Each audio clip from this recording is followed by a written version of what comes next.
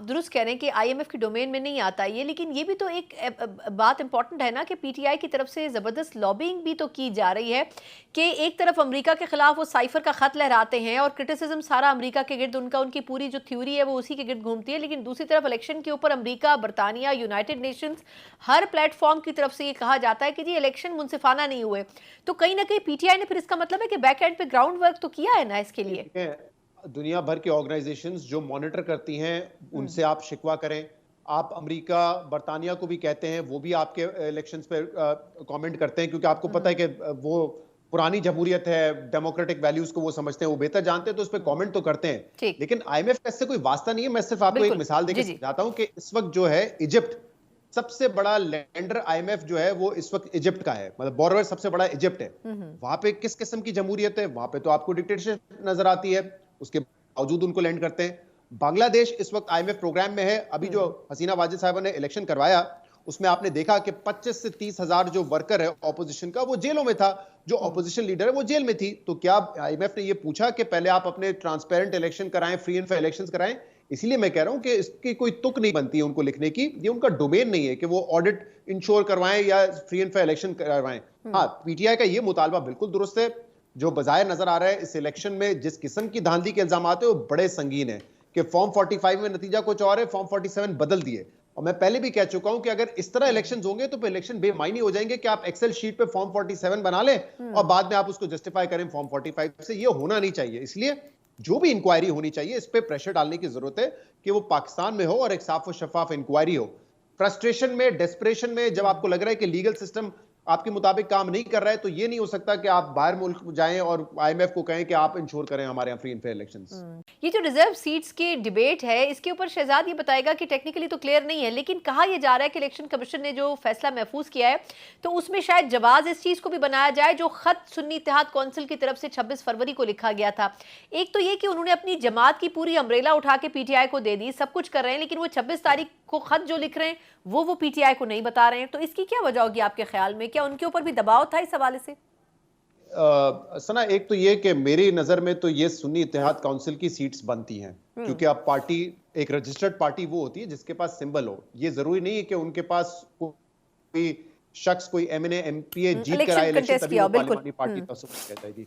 दूसरी बात ये कि ये सारा क्राइसिस पैदा हुआ है इलेक्शन कमीशन ऑफ पाकिस्तान के गलत फैसले की वजह से, जिसको गलत तरीके से सुप्रीम कोर्ट ने एंडोर्स किया, यानी कि बल्ले का निशान लेना।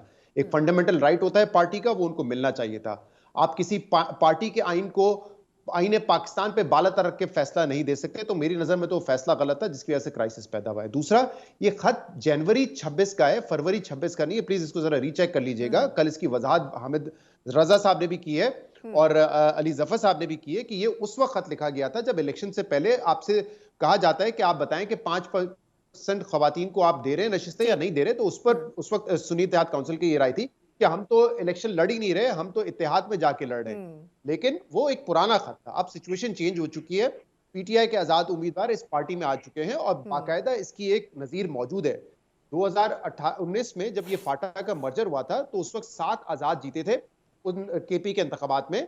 उनमें से 4 ने बाप पार्टी ज्वाइन की। बाप पार्टी का कोई वजूद केपी में नहीं था, वो ना उनकी कोई पहले से लिस्ट दी गई थी।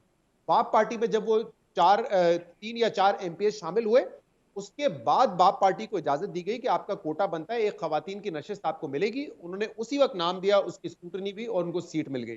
तो उसकी नजीर मौजूद है। एक और नजीर भी 2018 की मौजूद है, जब एक दिन डिले के साथ माइनॉरिटी लिस्ट जमा करवाई पाकिस्तान तहरीक इंसाफ ने। आरओ ने रिजेक्ट कर दिया, लेकिन लाहौर हाई कोर्ट ने इस पर फैसला दिया कि नहीं, ये सीट उसी की होगी जिसका ये कोटा बनता है और ये ट्रांसफरेबल नहीं है, यानी किसी और पार्टी को नहीं जा सकती। मेरे ख्याल से नजीर मौजूद है। अब इलेक्शन कमीशन ऑफ पाकिस्तान मेरे ख्याल से पहले भी कुछ ऐसे फैसले करता हुआ है जिसमें वाज़ेह तौर पे उनकी जानिबदारी नजर आती है। वो नहीं देना चाहते तो एक और बात है। इस वक्त वैसे भी बहुत सारे मामला आईन और कानून के मुताबिक नहीं चल रहे, तो शायद इलेक्शन कमीशन एक और फैसला दे दे इस हवाले से। बिल्कुल ठीक। एक जो अजीब सी चीज थी जेयूआई फे की प्रेजेंस के ऊपर अगर आप बताएं, अरसे बाद मौलाना साहब वापस नजर आए पार्लियामेंट में और उनको तो अभी कुछ दिन पहले तक वो ये कह रहे थे कि ये जाली पार्लियामेंट है, पार्लियामानी अफेयर्स ही नहीं करना चाहती कंटिन्यू, हमारी पॉलिटिकल पार्टी की राय यह है कि हम पार्लियामेंट से बाहर मैदान में फिर फैसला करेंगे। उन्होंने इसको भी कोट किया कि जी इस्टेब्लिशमेंट ऐसी हुकूमत और ऐसे लोग चाहती है जो उनकी मर्जी से चले। उसके बाद फिर पार्लियामेंट में आना और अपोजिशन बेंचेस पर बैठना। आपके ख्याल में क्या जेयूआई फे अब पाकिस्तान तहरीक इंसाफ के ज्यादा करीब होती जा रही है बनिस्बत मुस्लिम लीग नून के? नहीं, मुझे नहीं लगता कि ज्यादा करीब आएंगे, बल्कि आपको याद होगा 2018 में भी मौलाना फजल रहमान साहब ने ये कहा था कि मैं इस असेंबली को, इस पार्लियामेंट को तस्लीम नहीं कर सकता, इसमें बहुत बड़ी धांधली हुई है। और फिर पीपल्स पार्टी और नून लीग ने कन्विंस किया और वो इसी पार्लियामेंट का हिस्सा बने। ना सिर्फ हिस्सा बने, वोट ऑफ नो कॉन्फिडेंस के बाद वो इसी पार्लियामेंट के जरिए हुकूमत में भी आए। तो मौलाना साहब उस वक्त भी यही बात कर रहे थे, आज भी ये बात कर रहे हैं, आज भी असेंबली में आ चुके हैं। और मुझे इसमें कोई सरप्राइज नहीं होगा, मेरे लिए कोई शॉकिंग बात नहीं होगी कि बहुत जल्द अगर आपको वो हुकूमत का हिस्सा भी नजर आए। प्रेशर टैक्टिक्स होती हैं, आपको पता है कि जब इंतखाबात होते हैं, अलायंसेस बनने होते हैं, मुख्तलिफ पार्टीज मुख्तलिफ दबाव डालने की कोशिश करती हैं।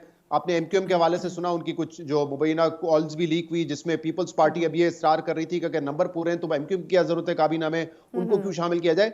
तो मेरे ख्याल से ये प्रेशर टैक्टिक्स होती है। मौलाना साहब असेंबली में भी आए हैं और मुझे लगता है कि बहुत जल्द आप उनको हुकूमत का हिस्सा भी देख सकते हैं।